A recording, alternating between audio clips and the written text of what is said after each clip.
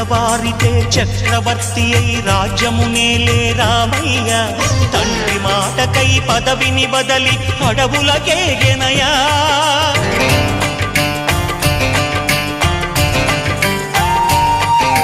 మహిలో జనులను కావగ వచ్చిన మహావిష్ణు అవతారమయ్య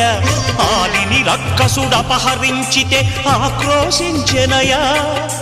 అసురుని త్రుంచి అమ్మను తెచ్చి అగ్ని పరీక్ష విధించెనయా సాకలి నిందకు సత్యము చాటగ కులసతినే విడనాడెనయ నా రాముని కష్టం లోకంలో ఎవరూ పడలేదయ్యా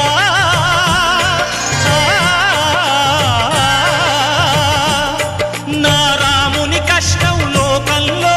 ఎవరూ పడలేదయ్యా సత్యం ధర్మం త్యాగంలో